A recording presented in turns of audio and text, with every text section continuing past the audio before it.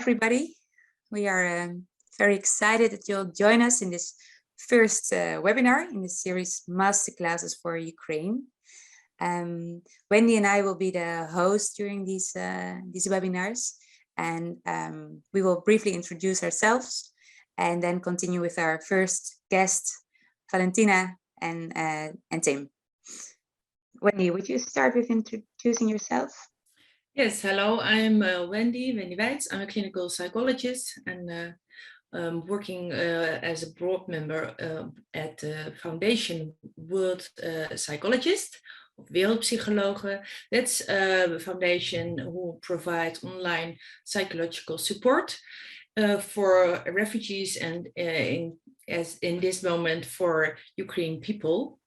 Our network is about nearly 600 psychologists who join us, and right now every day they get some email from Ukrainian people who need some mental health support, and then we make a match. And the psychologists and the people from Ukraine start to have online as many and how often they want to see each other. And also we have a lot of youth people or children, and then we try to see if we can find a psychologist who live nearby when the people from Ukraine are in the Netherlands, and then we try to provide walking sessions, for example. So it is based on all voluntarily. So the psychologist is voluntarily, and our organization, and we're really happy that we now welcome also all the psychologists who join World Psychologists in this project. Yeah. And well, my name is Esther Hayema. I'm a psychotherapist and I am volunteering for PsyGlobal. And that was founded in order to facilitate access to professional mental health care for those people who are with cultural or language barriers. And we are building an international platform of very experienced and motivated professionals that can be hired by local care institutions. So we're gonna connect them with each other so they are able to work in the Netherlands, for example. Wendy, will you tell something about this initiative, this webinar? Yeah, it's a really nice collaboration between World Psychologists and PsyGlobal and PsyFlix, and also Friends of Puluki. That's a group of people in Holland and in Ukraine who work together for many years. And there was a question about EMDR training. A lot of Ukraine psychologists who were in Ukraine right now ask for them. So that's the reason that we set up EMDR training. And beside the EMDR training, there was also the question for some webinars, some educational. So that's a combination. That's the reason that we had these 6 webinar series for Ukraine psychologists who participate in the EMDR training. So for them, very welcome. And this webinar is also for all the psychologists who from Ukraine who also join our network in World Psychologists, and also the psychologists who were joining PsyGlobal. And that's where we thought, well, this is very interesting for all of psychologists in the Netherlands, but also in Ukraine or where they are in Europe. Yeah. And so today we're going to start with mental health care a bit more in general. When do you have to intervene as a psychologist, and when do you have to focus on other aspects? And next week we will have a Dutch psychotherapist and a Ukrainian psychotherapist who are working together, and they're going to tell us more about this collaboration and about the differences for a Ukrainian psychologist and a Dutch psychologist in working style. And the week after we're gonna talk about sexual trauma and abuse. The week after it's gonna be about youth, and then the 5th webinar will be about addiction and trauma. And then the last one will be about grief and trauma. So we have a focus every webinar, but you're always free to ask your questions and to have particular requests where we can pay attention to. And you have to sign up for every webinar. So when you go on the website for PsyFlix, you see educational program for Ukraine psychologists. And then you have every week, you can just sign up. And then you get a link for these webinars. And also the topic is over there. And the last comment before we start, if you have questions, you can put the Q&A. And we will ask them during the presentation and some afterwards. We will have like 10 minutes in the end where we can discuss and talk some more questions through. So I think this is time to introduce you, Valentina. We're very happy that you're joining us. You are, amongst other things, the president of the Ukrainian Association of Cognitive Behavioral Therapy. And yeah, we are very happy that you want to open this webinar cycle for us. And some people may already know you, but I think you have an important voice in this, this bringing together of Ukrainian psychologists here in the Netherlands. Yeah, thank you, Esther. Thank you, Wendy, for inviting me. And I see here Dunik also here. So thank you here for also making this connection happen. By the way, I see people from our current board or previous Katerina, Lena, so also I cannot not to greet you, and also people from Netherlands, from our group of psychotherapists who are already based here. So I'm here not only as a like a CBT therapist and some organizer, yeah, from Ukraine, but also I'm a person who had to leave Kiev with my kids and then move to Den Haag.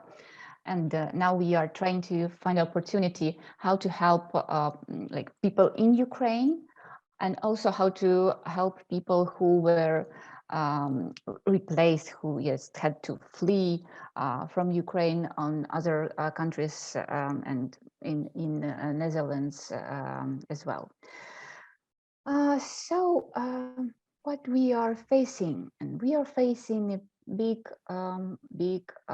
situations that nobody could expect in like 21st century, right?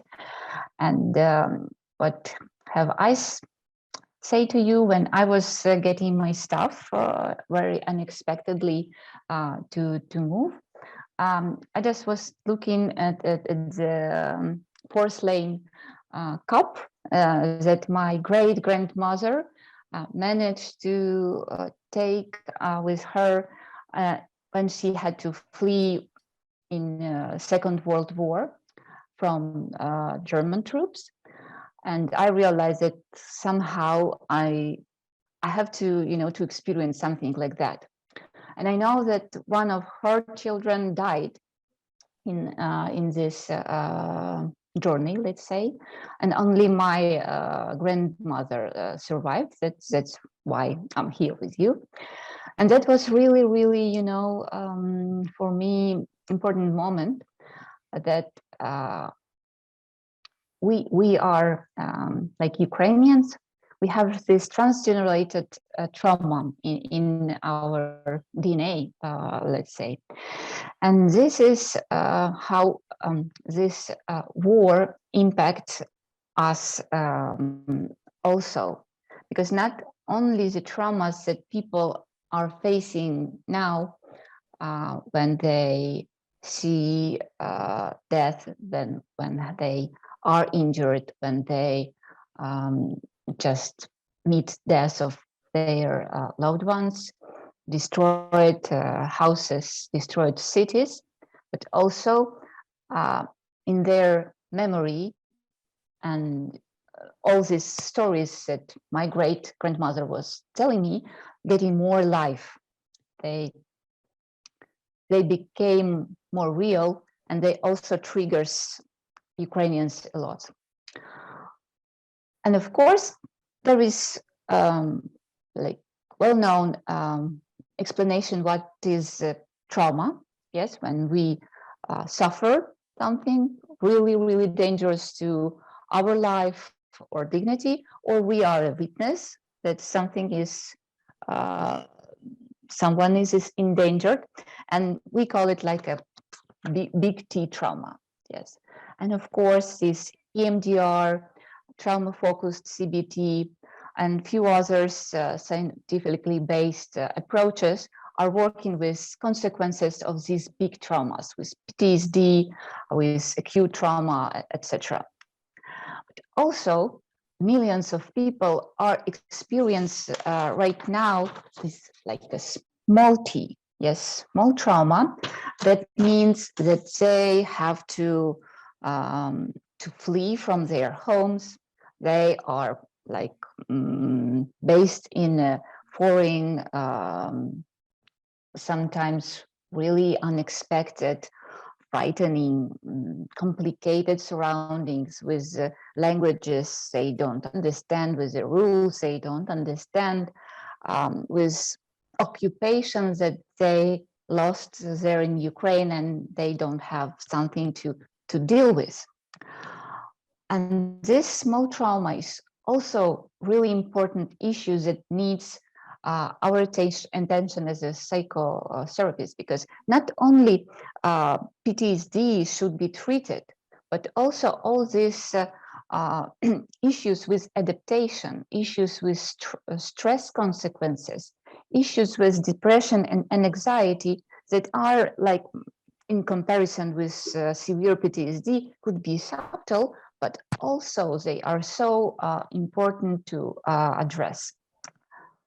And with this thing, I think, but because PTSD would have like 20% of people who went through this threatening events, but issues with adaptation will multiply this 20% and make it more and more severe for also local societies that like embraced our people.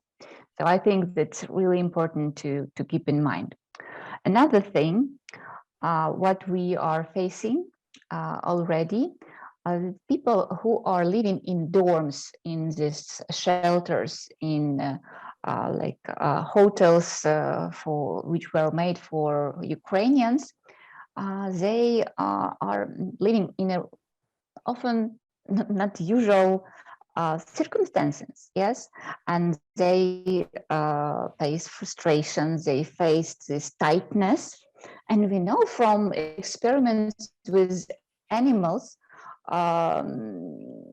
tightness make people much more like animals much more aggressive, yes, and tightness when you have to to share one kitchen with equipment with 11 other rooms, that make it also a little bit dangerous for explosion in emotional kind of meaning, right?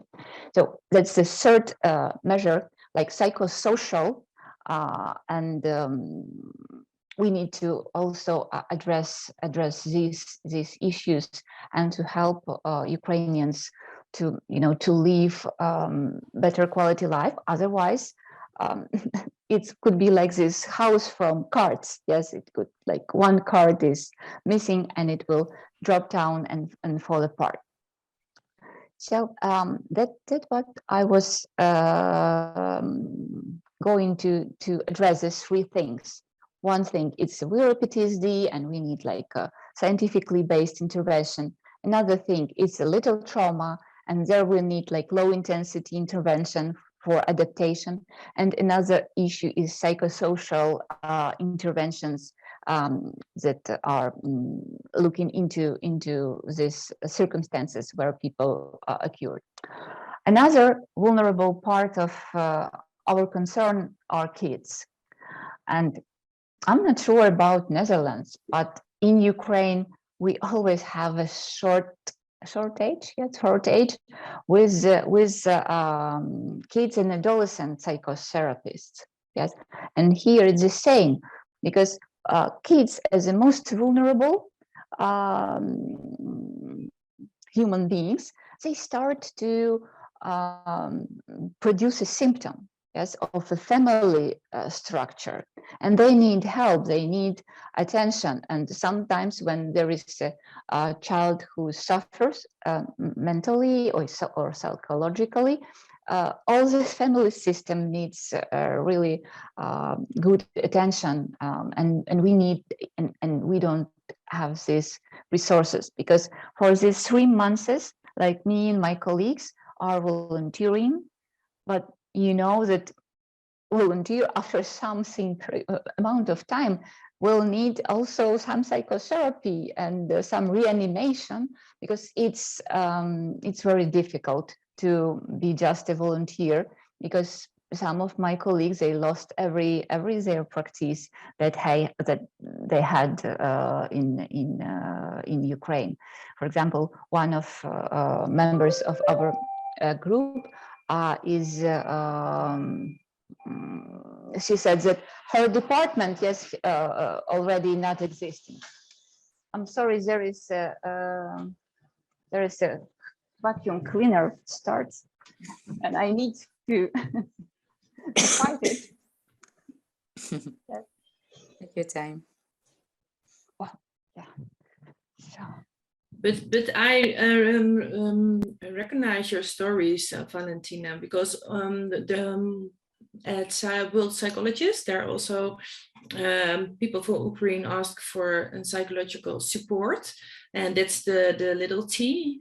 But also a lot of kids and youth, and we asked our group of psychologists with kind of specialization that. So that's why we think for youth and for children it's very important that you have a psychologist who is specified in these problems, and also not to do, because we do online normally, but for youth and for children, we really think it's important that because we have a group of 600, so it is quite easy to see, okay, that one is in The Hague or is in Arnhem, then we search for a psychologist, and then you can do easily like walking sessions. And that there is also to all the psychologists who are listening, if you needs more help in your because probably you have a lot of people who ask you for help, just know that we also can provide a lot of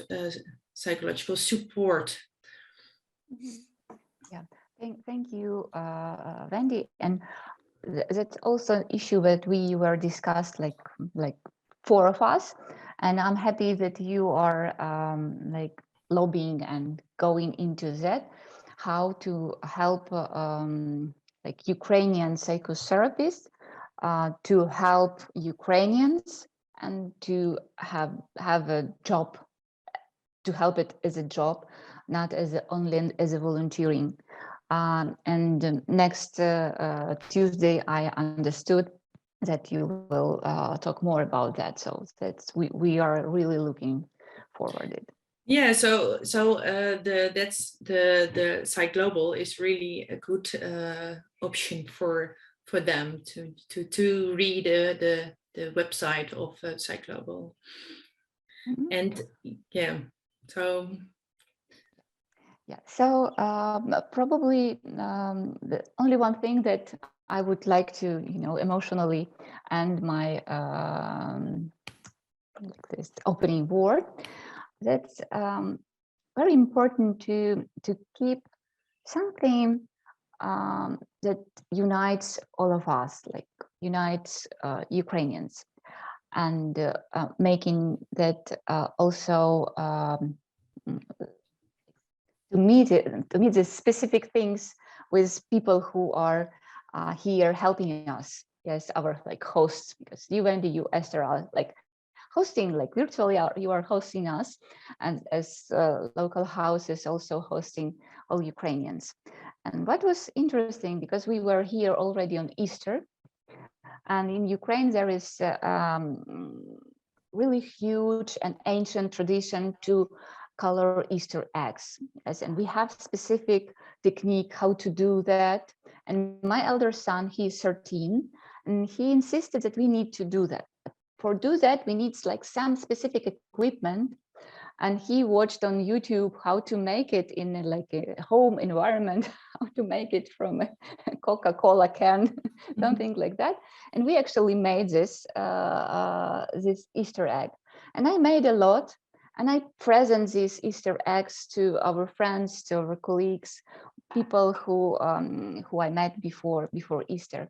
And that's I think symbolic thing that despite the all you know, pain, losses, challenges, we don't want us to perceive us as the victims, but we are resilient people. We are survivors, and we want to also to make this really, you know, red color yes, of our embroidery. Yes, in our embroideries there is red usually and black colors a lot of, you know, and when they are like all together, it means this, you know, trauma integration.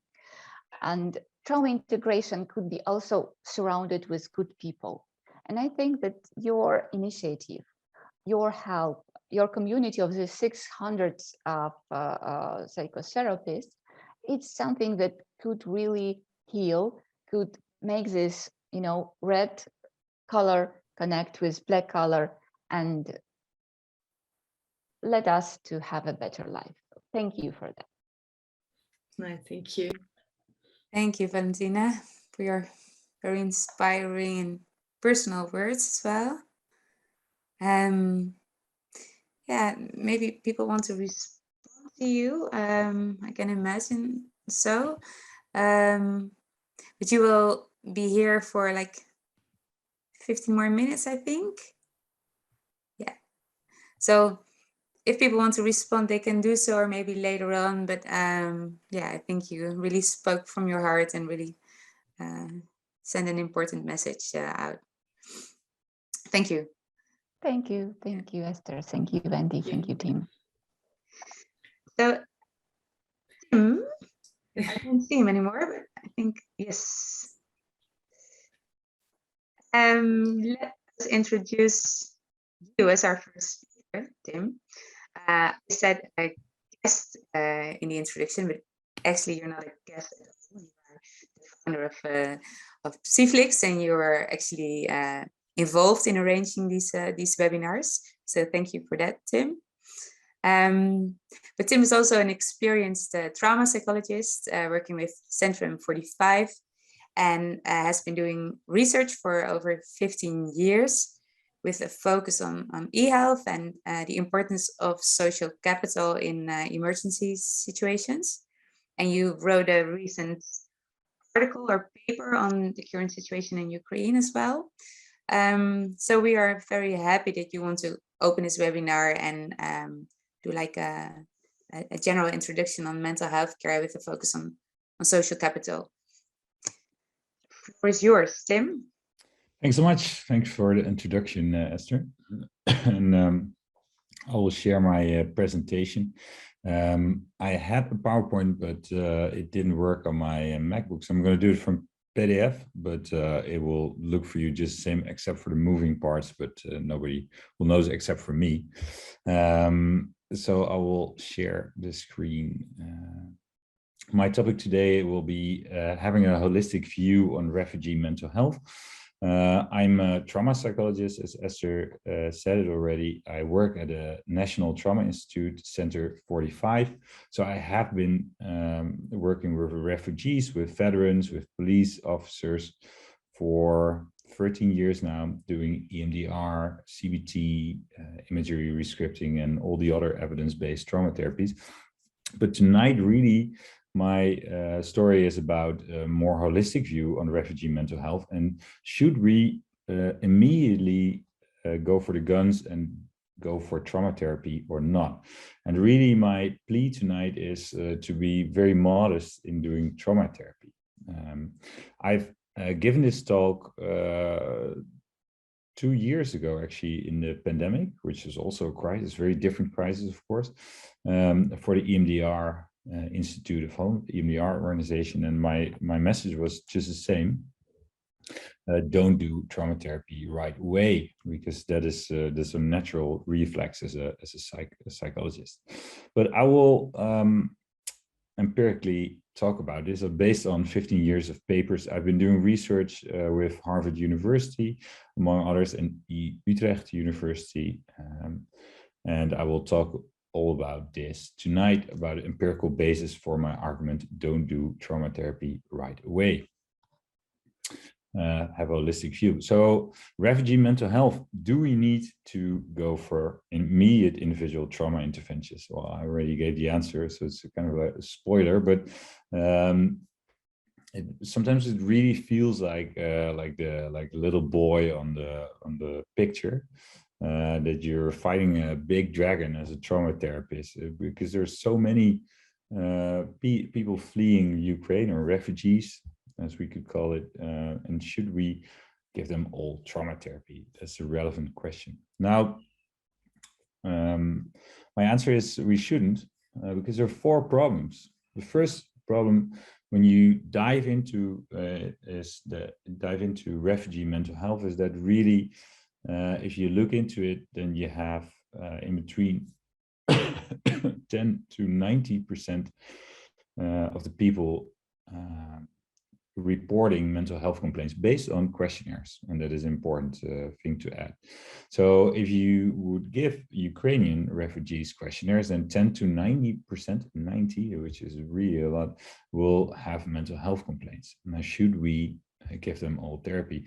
Given the fact that there are 6 million refugees outside of Ukraine, that would give us a lot of therapy to do, right? If there would be 90, or even if it would be 10%, it would still will still be way too much for us to handle as trauma therapists. Now, that is not an argument not to do it, but the problem is way too big to even handle it, if you think of it. And it's not very cost effective as well if we would do it on an individual basis. Now, another argument is, and that is actually much more important, is that forced interventions such as psychological debriefing have a contrary effect on mental health. So if you force people into therapy to talk about their trauma, you destroy the natural tendency for resilience, because not everybody who experiences trauma will have, for example, post-traumatic stress. And you will push people into post-traumatic stress. So it's actually the opposite effect of what you want to have. So the psychological debriefing, this has been proven for years, it has sometimes the opposite effect of what we want. So despite our good efforts, you might have the opposite effect. And of course, we don't want that. Now, that is a very big problem, of course, the second one. The third one is that if we look into the problem, now this looks like a difficult figure, and I'll explain it to you, but if we look into refugee mental health, then we use questionnaires, right? So we use questionnaires to see if somebody's anxious or somebody's depressed. So in this figure, you see anxiety, 10 questions, 15 questions for depression. And the idea about this, behind this, is that these 10 questions of anxiety refer to anxiety, right? Because otherwise we wouldn't do the questionnaire. Now, we did research in India among refugees of natural disasters, and we gave them these questionnaires. We gave it to a group who experienced a disaster and a group who did not experience a disaster. Now, for the statistical people in the audience, or for the non-statistical people, so you would expect the most of the variance to be on the individual level related to anxiety in this example. And that was not the case at all. Most of the variance was at the community level. And that means that most of the explanation for this anxiety and this depression was the natural disaster and what happened in the community. So it's not an individual pathology, anxiety in this case, in the disaster, but it's a community phenomenon that explains the individual manifestation of anxiety. And that is super important because that means that we don't need individual interventions. So this very simple questionnaire already gave us insight that like half of it was individually oriented and half of it was community oriented. And that is really what Valentina has also been talking about. You should focus on the individual, but there's also a huge context in which we intervene. For example, Ukrainian refugees don't have shelter or tight shelter, or they don't have work where they in the Netherlands. And what do you do about that? Big part community, big part individual. Esther, you have a question? Yeah, just checking if I understand it right. So you're saying that the individual problems, they are there because of changes in the community level. Exactly. Yeah. So you have an individual problem, and if you would give a questionnaire, then you think, oh, that's an individual problem. But the individual problem exists for a big part because there's a community problem. Yeah. And then should you do individual intervention? Yeah, of course not. Right? If it's a community problem. Now this is super important because like half of the variance statistically, or half of it, is explained by community level. What Valentina was referring to. And now you have a fourth problem as well, because individual, and apologies for the Dutch, I changed it in my PowerPoint, but I'll explain it. If you have individual trauma interventions, they ignore the individual resilience, and that's super important. So here's a British Journal of Psychiatry, and you see people, different trajectories of people recovering from traumas. Now the line below is easy, right? They don't have any problems. The upper line has some problems, so may need help. And then you have the line that has a dip. And that is natural resilience. So they have nightmares maybe in the beginning after 24 months, but after some years, they don't experience anything anymore. I'm not saying that you shouldn't intervene in between 24 months, but the idea is simple, that a lot of people have natural resilience and they recover from complaints themselves. So should we go in there as a psychologist and already intervene? Some people say yes. I say maybe sometimes with modesty. So again, so there are 4 problems. The number of refugees is way too big, and you have forced interventions that have opposite effect. We don't want that at all. You have a lot of the mental health problems are explained at a community level, like Valentina was already saying, and there's natural resilience, which you don't want to go by either, which you don't want to ignore either. So these are 4 problems if we go in as a psychologist.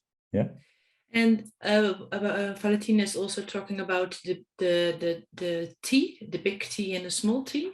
Is that also a difference between those traumas? Yeah, I wouldn't call it like that, honestly, because then a small T would even imply a trauma. But yeah, you could call it a trauma.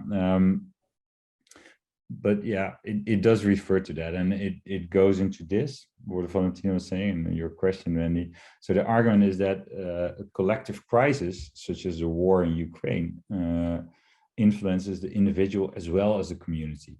And therefore, it should be addressed on the individual and the community level. So that you could say is a big T and a small t, but that even a big T and small t would be pathologizing, I think, and it's not pathology what we're talking about. Yeah. So it's a very different definition from trauma. It's collective trauma and not individual trauma, and therefore should be addressed as such. And that is the main argument. And this is easy to see, right? Because in the top picture, you see this woman having an individual trauma, maybe fleeing their home, or maybe somebody, or maybe she had actual trauma. And in the, so that's individual trauma, right? Symbolizing individual trauma. And the picture beneath is people sheltering in Kharkiv in the metro station, right? So they left their homes, they left their community, and they form a new community in the metro station temporarily of Kharkiv. So it's not only individual problem, but also social problem, as we all know. But it comes down to a question like this: should we, as trauma therapists, decrease the emotional memory of the collective crisis, or should we strengthen the social communities to help themselves in times of crisis? Or maybe both. Now, So I already told you, and I'm going to address it from empirical data because I don't want to talk just from my experience. I want to share the evidence for it. So I'm first going to share the evidence for collective trauma, how you can see that in an individual and a community level way. We published a paper in 2012 studying a natural disaster in England, and you could say that's different, but it's in abstract form. It's similar to war-related traumas.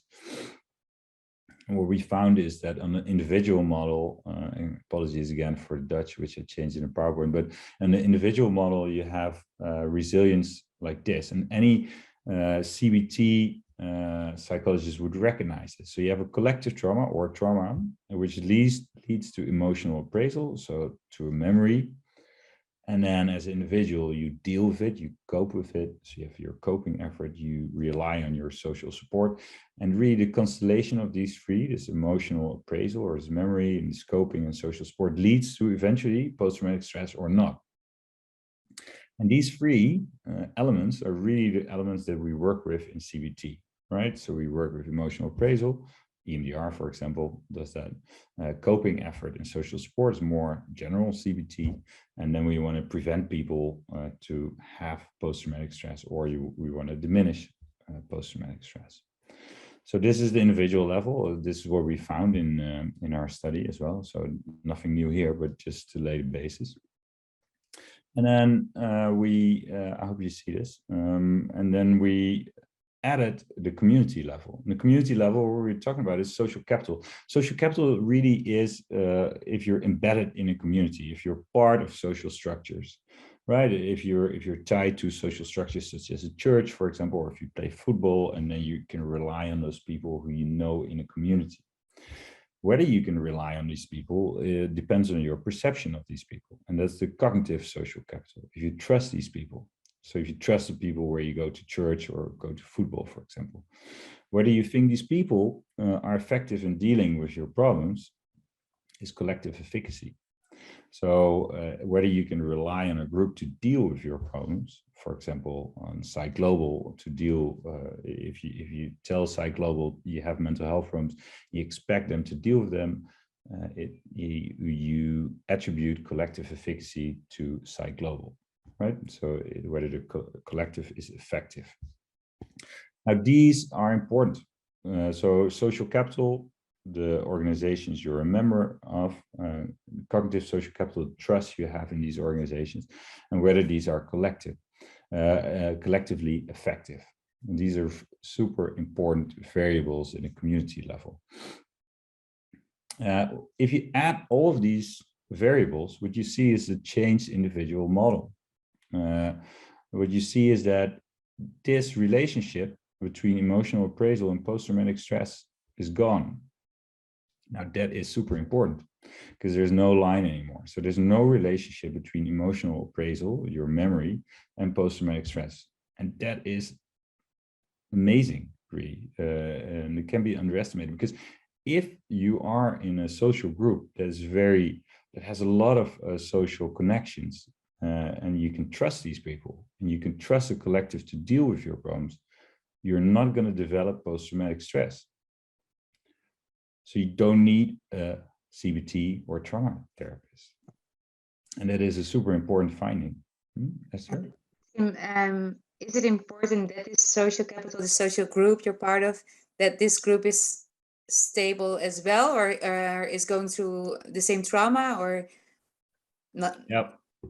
What are the demands of this? So you have good social capital and bad social capital, just like you have good and bad economic capital, right? So you can use money for bad and for good. And social capital is pretty much the same. So if you have social capital which you perceive as trustworthy and which you can rely on, which you can share your emotions with, then it's good social capital.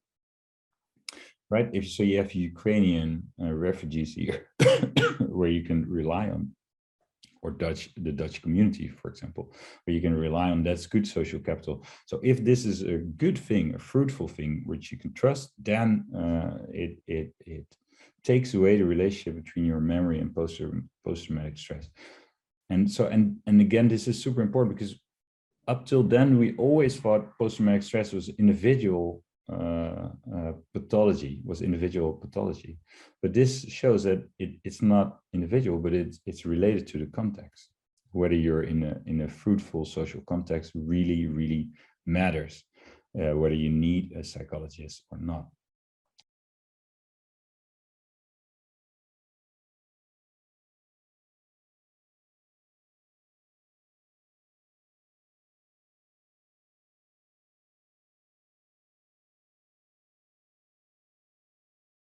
Problems, you don't need to rely on your husband to deal with it because you already have the group to do so. It means that you're much more parsimonious, so much more efficient in your individual resources. So you don't need to apply your husband to do the job for you, or yourself, and you don't need to deal with it as much as you need to when you're not in a good social group. So all of this makes it much more efficient and really takes away the relationship between emotional appraisal and post-traumatic stress. So the significance of this figure cannot be underestimated, because it means that the collective, the blue part, has the same function as a psychologist, right? Because it's a preventive psychologist at the community level. And since you're well, really trying to make clear how important this is, one more question about it, if I understand it right. The social support and the social capital, the difference is that social support is like a smaller group, and social capital is that's a very good question. So social capital at the individual level, or sorry, social support in the individual level is more whether you rely on your direct friends and husband maybe, or wife. And social capital is really what exists in the community, whether I can go to my neighbors, whether I can rely on my church group. So it's much broader contextual. Yeah. But the finding is very important, because this already gives you the clue that we don't need to intervene immediately. And really, when you ask any psychologist, or most of psychologists, we want to intervene right away.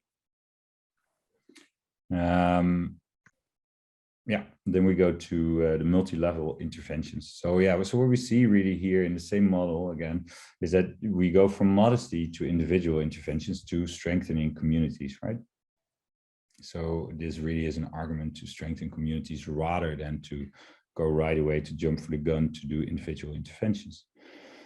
Now, we've come a long way in this, but still for sure not far enough in research. There was a Delphi study. Delphi study is nothing more that there's not enough research been done yet. So they put together all the experts around the world, and they say, hey, what should we do after disasters or war?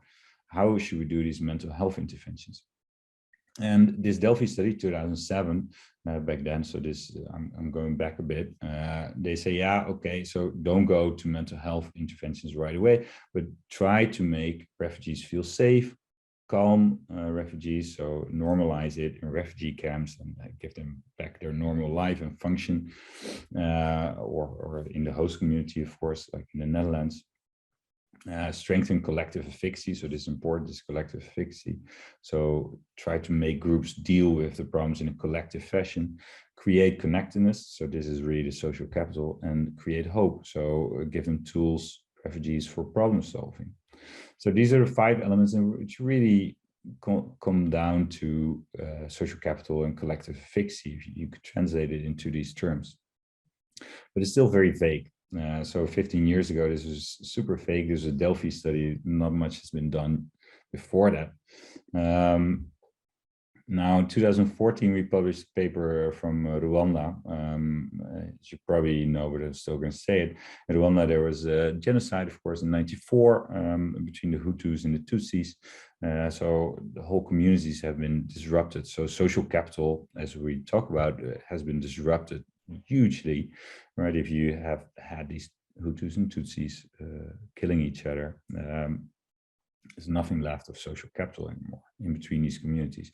So what colleagues of mine did is go to Rwanda for a while, and they did these community interventions. So going into what are these community interventions, and what they did is they did a 10-week program of social therapy, called social therapy. And what they did, so they went to these villages in groups of 10 people, and they could discuss any topic they want. How to get work or how to get by, but it couldn't be trauma related. So it couldn't be psychotherapy. So it really had to be social therapy, so general topics. People sat together for an hour, 10 weeks, and that was the only thing really they did, Hutus, Tutsis in their villages. What we saw, and this may seem difficult, but I'll explain it to you. So what we saw is that this social therapy, even of 10 sessions, improved social capital in terms of civic participation. So you see that in the top over time, like really. So after 3 months and after 9 months, we saw that the civic participation changed, only due to 10 sessions. So this getting together changed the civic participation, whether you participate in your community or your village. It also changed mental health, whether we didn't talk about mental health. So it improved mental health, it improved civic participation, but it wasn't related to each other. So we tried to relate it to each other, civic participation, mental health. We couldn't find a connection in between. But it did improve social capital, civic participation, and mental health. So it improved depression and anxiety. Yeah, so this is really, this was really the first quantitative research on community intervention and how you could do it in a very difficult community such as Rwanda. Then we dived into literature. And then we thought, okay, so what is there up till now? So we did systematic reviews, one on social capital interventions in public health in general, and the other one tailored to refugees, really. And what we what we found is that there are several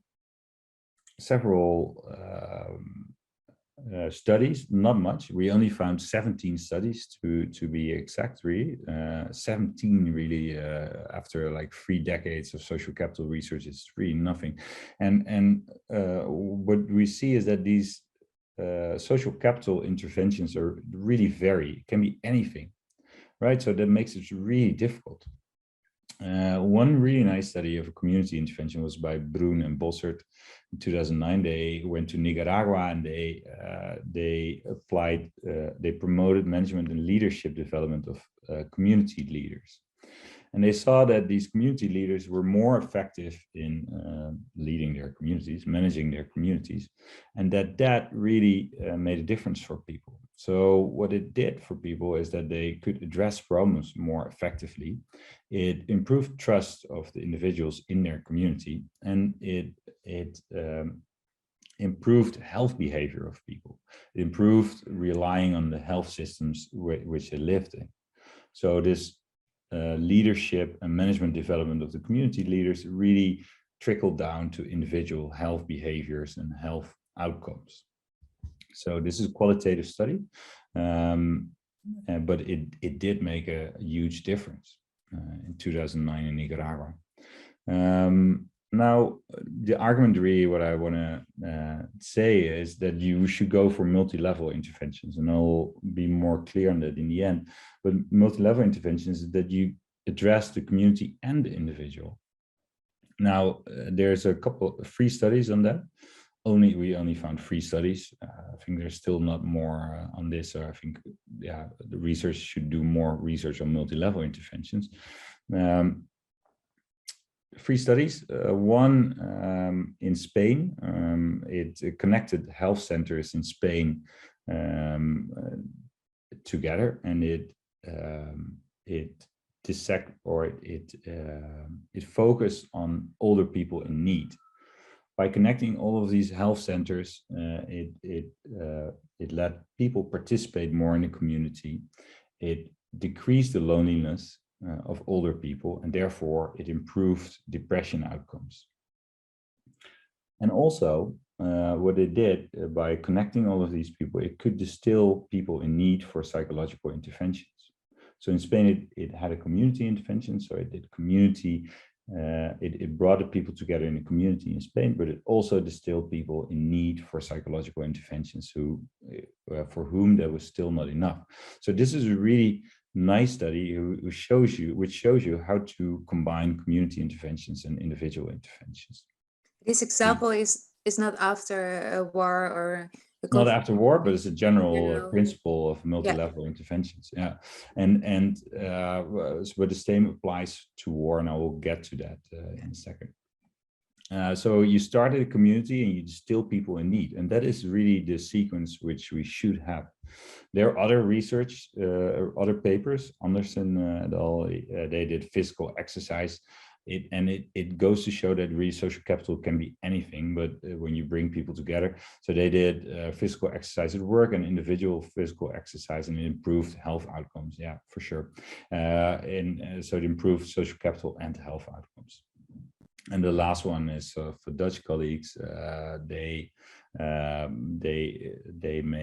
included the dialogue in the organizational level. This is not war either, and at the individual level, and it improved health outcomes. So just kind of like Rwanda, it improved the dialogue in the organization and in the individual level, and it improved health outcomes. So these are really the only three papers on multi-level interventions, whereas most of the researchers say we should do multi-level interventions. Yeah, I'll come back to that. Sometimes community interventions are more symbolic.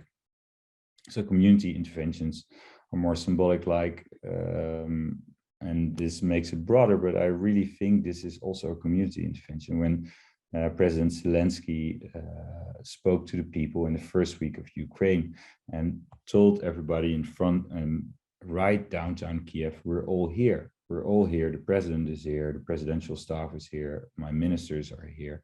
And this can be really a community intervention of giving people hope. So sometimes it's not only of bringing people physically together, but really giving hope to people. And I think this is also a community intervention that has a trickle-down effect on mental health of people. And the other one, really everybody knows, is this community. It's not a community intervention, but of Snake Island, where Ukrainian soldiers were beleaguered by a Russian warship, and they told them to go fuck themselves to the warship. And there was really a symbol of resistance, or still is a symbol of resistance for Ukraine. And that is also a community intervention in between brackets, which has a trickle-down effect on mental health. Now, and was it also when Zelensky said after the European Song Festival, so next year we will be in Mariupol? Yeah, exactly. No, exactly. And this makes it very abstract, but I really think this is also part of community intervention. So we should have a much broader look on refugee mental health. And this, I mean, Zelensky is really, for me, a hero, the way he addresses this, because this really gives people hope. And I think it has, in my empirical model, it can have a huge effect for mental health of refugees. But going back to the reality and the tangible reality, then what should you do as a therapist? Conclusions, which are important. So the interventions on the individual and the community level are linked to one another. So the individual and community level interventions both work via the same CBT principles. So whether you live in a good social community that addresses your problems really makes all the difference. So in that way, social capital, good social capital, fruitful social capital, functions as a collective therapist for the community. Just like in the example, like Zelensky could function as a collective therapist to bring people together. And by starting to strengthen social capital interventions, people can distill individuals in need for individual mental health care. Now, what should you do? We've been, me and my colleagues from the US, from Harvard and from Boston University, we wrote a editorial paper. And so first, our idea is to start by building social capital, really. Wherever refugees are in the Netherlands or in refugee camps, or you should really provide social spaces, open spaces, where people can get together to build social capital among themselves. Now, this may seem very simple, but this is really key if you think about it in this model. So wherever people can get together and deal with problems or talk to each other in a community way, this builds social capital and can have a preventive buffer effect for mental health problems.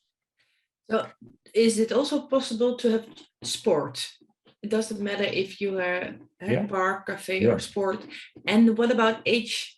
Does it matter if you have the same age, or can you have also mixed with children and adults?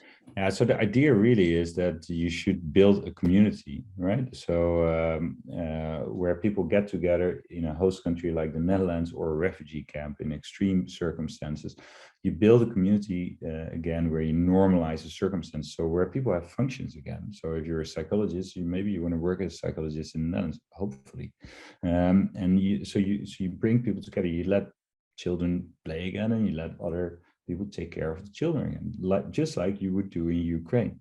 So you form a new community with social capital. So one of the first things you should do is create spaces to form this social capital in a normal way. Now, the other one is that to ensure accessible telecommunications to have contact with family, of course. That is also a form of social capital, of your social capital back home or in other countries. Then is perhaps to organize informal events, religious celebration, religious activities to facilitate them or to organize them. Communal cooking, you could think of.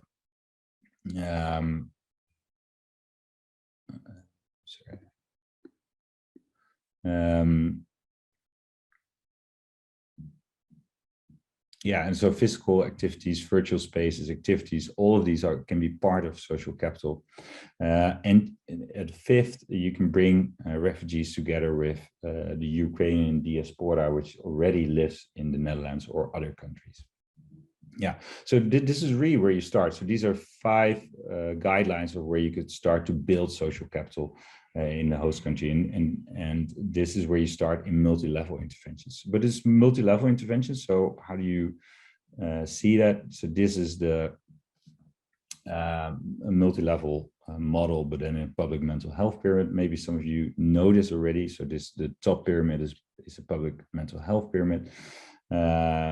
It's kind of like the Maslow pyramids of needs, but so you start with the community and the family support, and this is where you do social capital interventions, like what I described on the previous slide. This is where you start, and then you distill people in need. So this is the second one. So in these community interventions, in these community spaces, you try to see if there's actual people still in need for that have severe post-traumatic stress, that have severe psychotic symptoms or severe depression. And this is really the people where you give help to as a therapist. So not everybody, of course not, but you distill the people in need within community interventions, within communal spaces. So you start here and then you go there. And this makes a lot of sense, because then you really are much more efficient with your resources. And that is actually the same as we explained in our model. So you started a community, so you build social capital and collective efficacy, and then you're the actual CBT therapist for these refugees in this. And there is one question, Tim.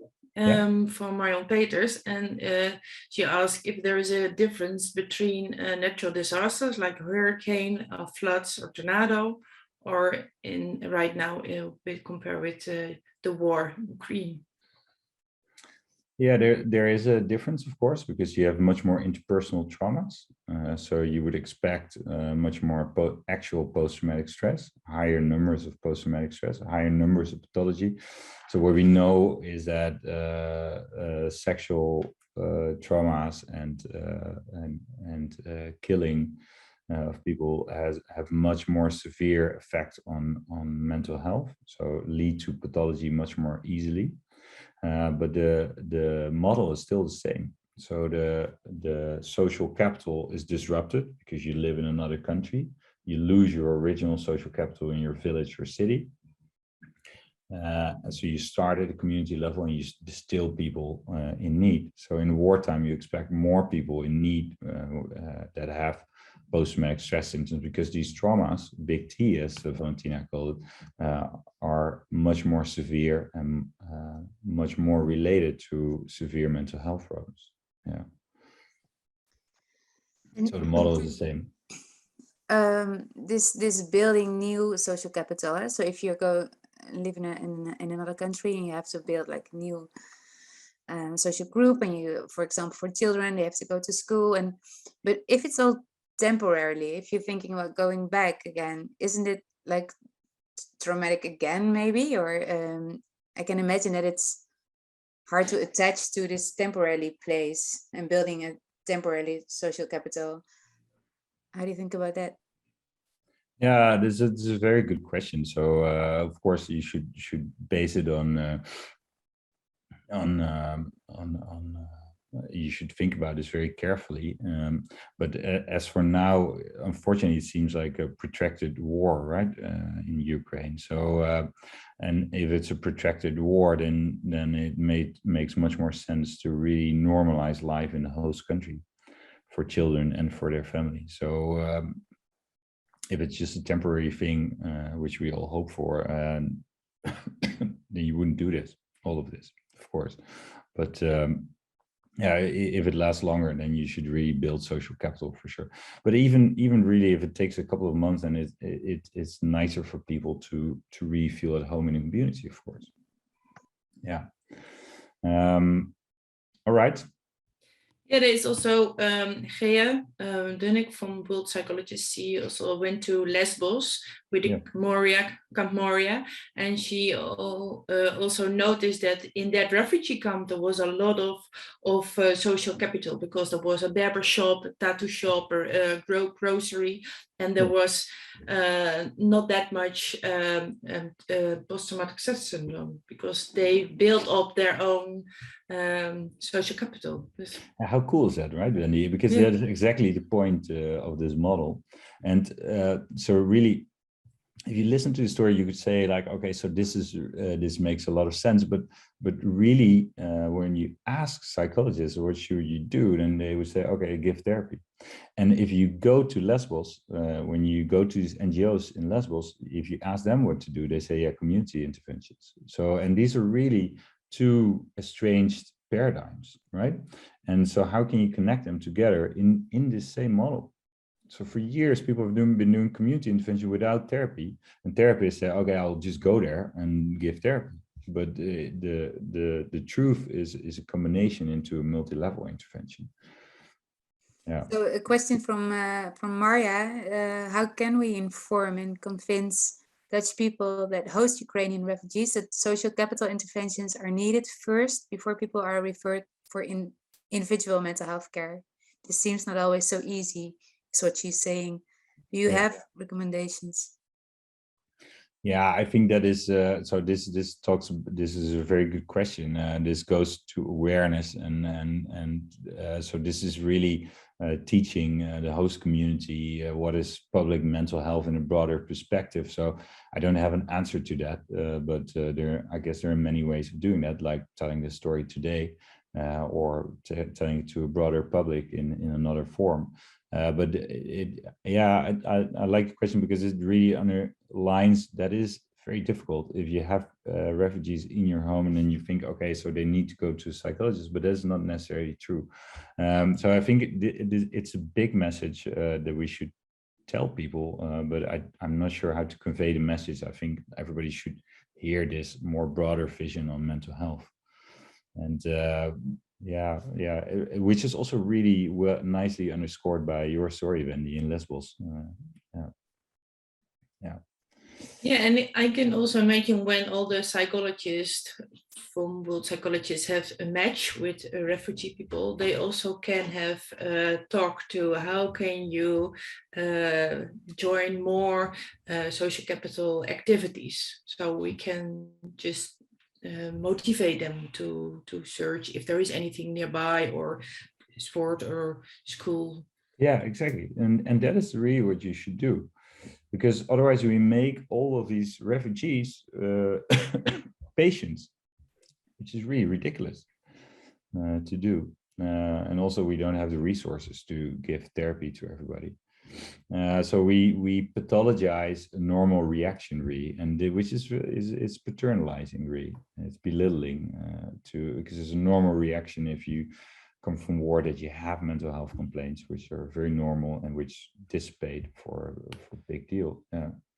But Tim, as a psychologist, if people are referred to me, for example, I feel like I want to help them with my experience, with my studies, and I don't want to just chat. And it seems so simple, and it seems, should you really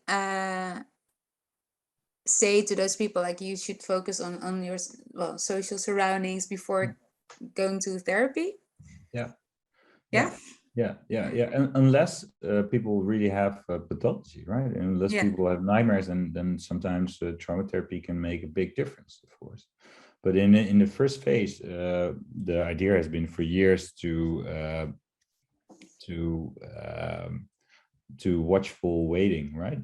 I'm sure you heard the term, but to wait. And so now there's been a study, because EMDR therapists, they always want to do EMDR, but so they compared it, like watchful waiting to EMDR, and it's equally effective. Yeah. Okay, so what should you do then? And so. And how about group therapy? Because in this example of Rwanda, there was somebody guiding these gatherings, and there was a sociotherapist. Yeah.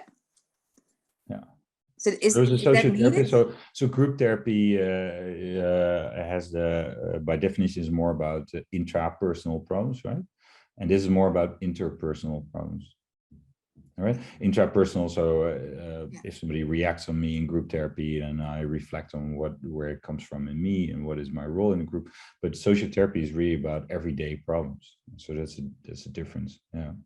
But Esther, you really verbalize the problem, right? So if you have patients like, oh, you really want to do something, but if you think of it in this model, then you should connect people to a broader social network, and which should be at least be part of your solution. Yeah. All right, we naturally came to questions, so.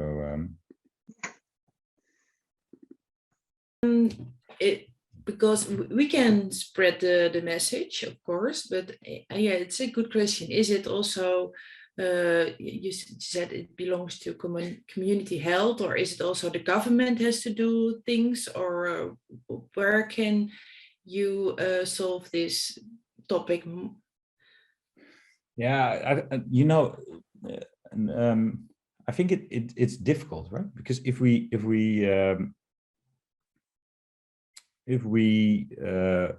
think about psychology, it's much more individual, and then you think, oh, okay, so there are 5 evidence-based trauma therapies, so I would just pick any one of them and then I'm doing good, right? But social capital is such a broad concept, and social communities are such a broad concept, so there's such a wide range of things you could do. But the general thing is that you build a community. In England, for example, after a natural disaster, they had a community center where they brought people together, and that was it. Just like our first recommendation, that was it. So people would do laundry for each other because their washing machine was broken, and people would do whatever for each other, and that really built social capital. And that is a social capital intervention, by just providing the space. But it can be anything. In Japan, they do the same for older people. They do games in a community center, and that decreases loneliness and depression.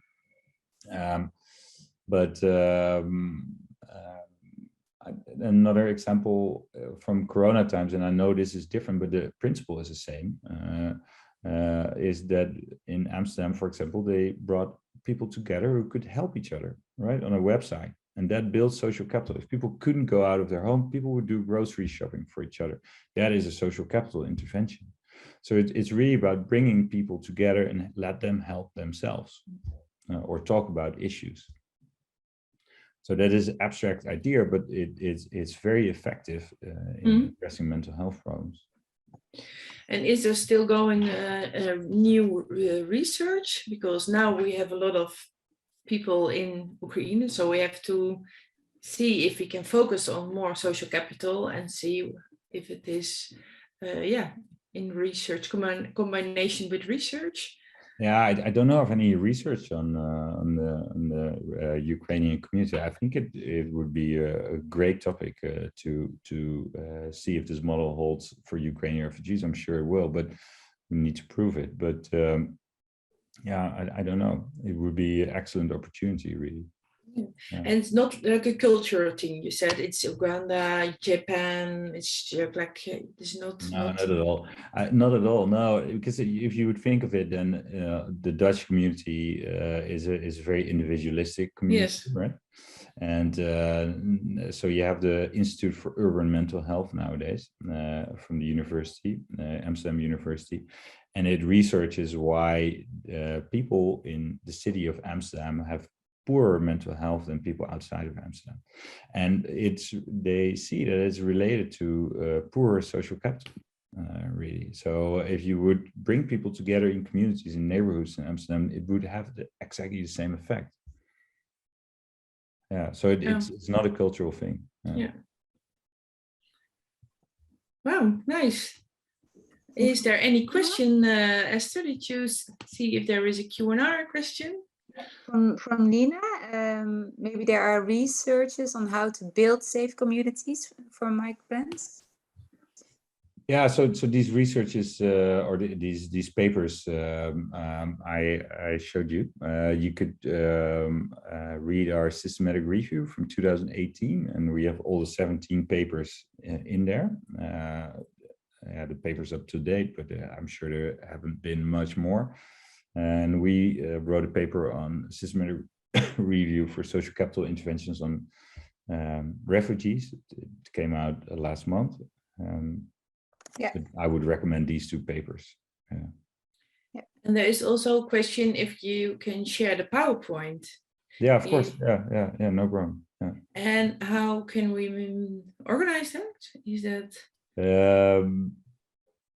I will ask our management assistant to send it. Yeah. Great. There are some more questions now. We still have time, right? We have to. Yep.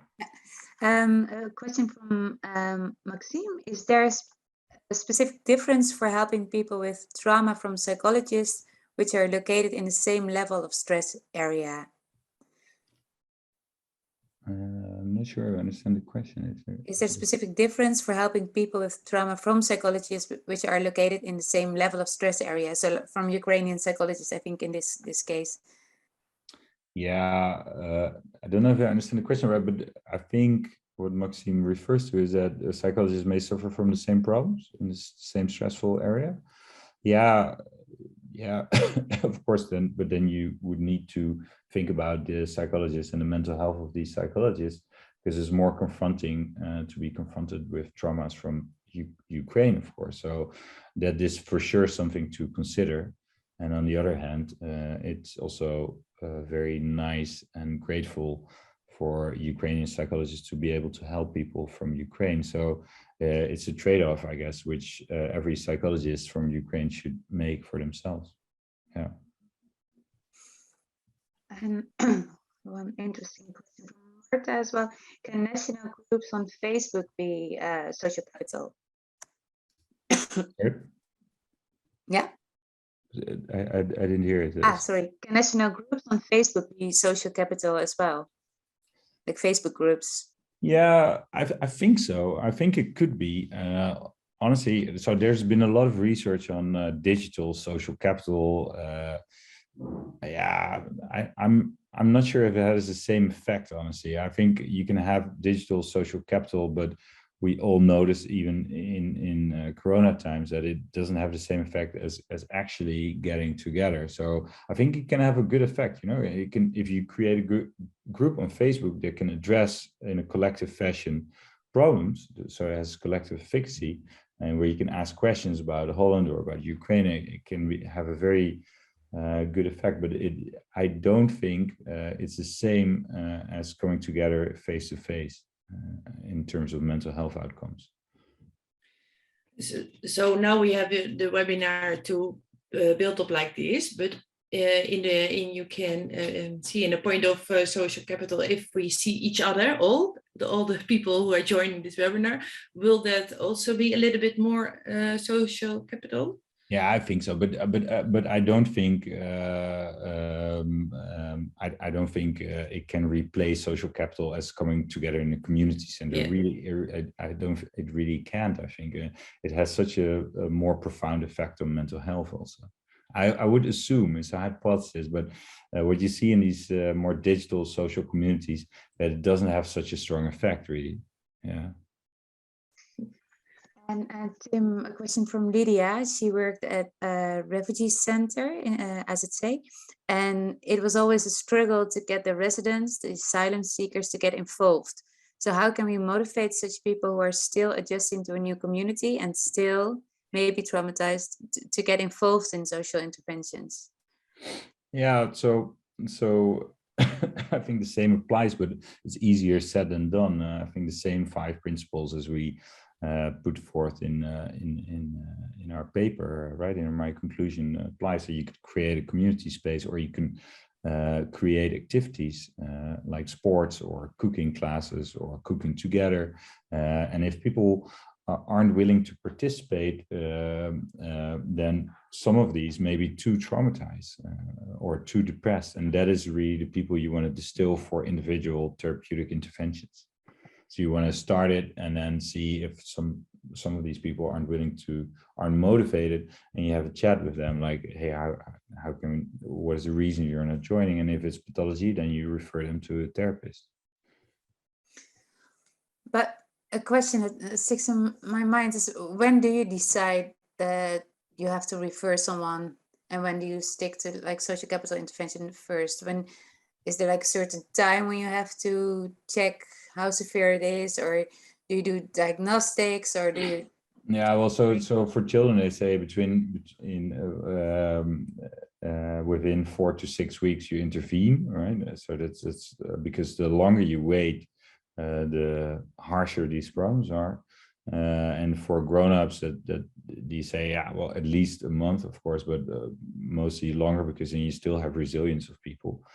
So children, you go faster than grown-ups, but if it's really invalidating, so if you, we can all picture that if it's really invalidating for a refugee that has such nightmares in as it say, an asylum seekers center, then yeah, for sure, then you want to go straight to therapy, but that's not for everybody. Yeah, because I was shocked by one of your first slides that it can work contrary if you force people to do like trauma therapy. Yeah.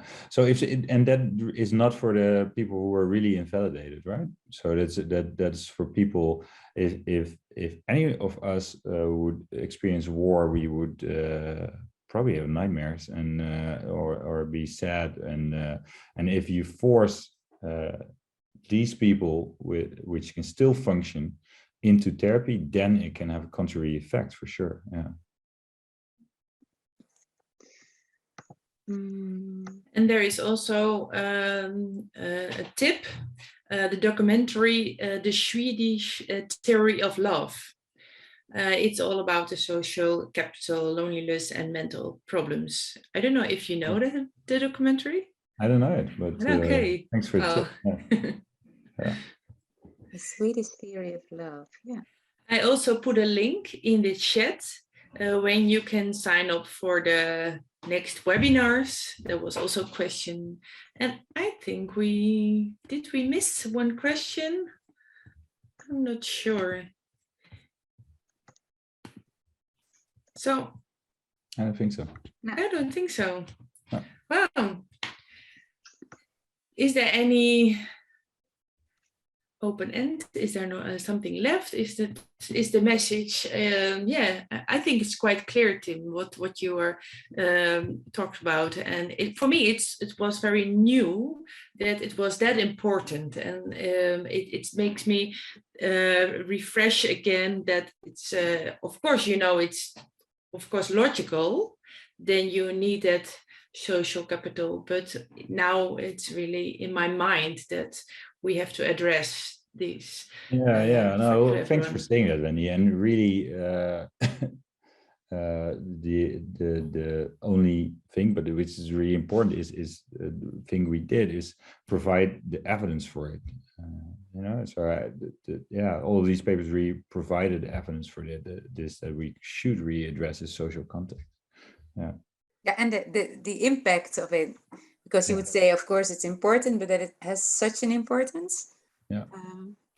That's really good to stress out.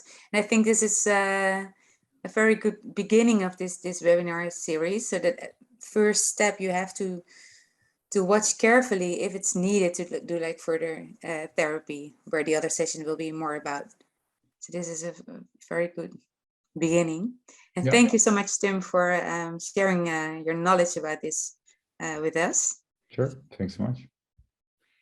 Yes, and if you have any recommendation to us or any questions, please sign up on LinkedIn. Esther also put the LinkedIn of PsyFlix or my name or the PsyGlobal or World Psychologists. So on LinkedIn, we really want to have any reaction, and that will help us. So what you can do, Esther put it only to us, but I reposted it in the chat. So please let us know what you think of this first webinar, if you liked it or not, and just let us know. Send a comment on LinkedIn, and we want to know. We want to hear your feedback.